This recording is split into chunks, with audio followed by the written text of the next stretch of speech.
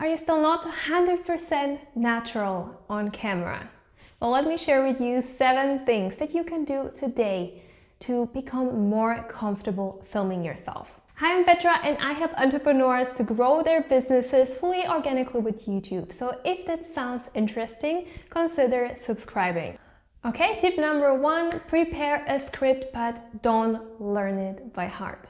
So let me show you a script of my latest YouTube video, which is how to come up with a YouTube name. So I write down my headline and of course my introduction. I can basically reuse it for each and every video, and I just adjust the content idea or the topic that I'm talking about.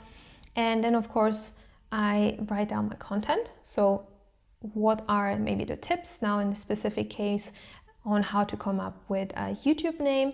Also, here is another script of one of my recent videos, and here you can see in this case I work with bullet points, so I didn't write everything down. Although I have to say this was probably my longest video ever, because I tend to speak a lot. So yeah, I mean, really writing a script down helps you to be more time efficient while you record, and also to get to the point so that people can get the information that they actually need without you, talking about all the stuff that comes up to your mind while you shoot. Just make sure not to learn your scripts by heart. And trust me, I've done it and I've seen even my close friends do it. And honestly, those videos are simply not getting watched. And I think it's pretty natural, right? We want to see the other person being natural and be authentic. That's how we build trust with other people. So learning something by heart might not be the best strategy, though. And this brings me to the next point. What you want to do is to focus on the next bullet point or 2 to 3 sentences. What you want to do is to have your laptop next to you, like I have, and simply focus on the next 2 to 3 sentences or 1 full bullet point. This way you won't put yourself under pressure to get everything right, to get the whole video right.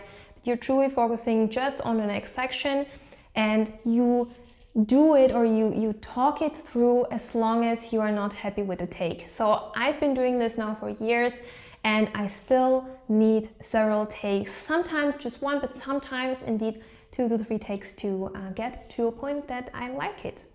Also, very important tip number 3, choose a comfy setup. Now, you can see this setup here, right?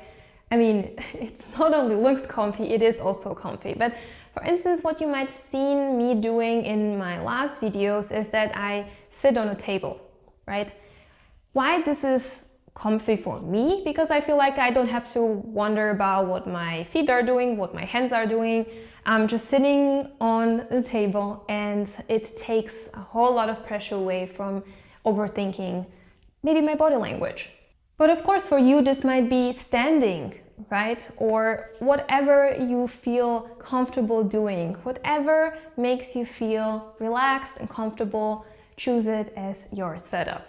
Tip number 4, in the beginning, focus on just practicing in front of camera.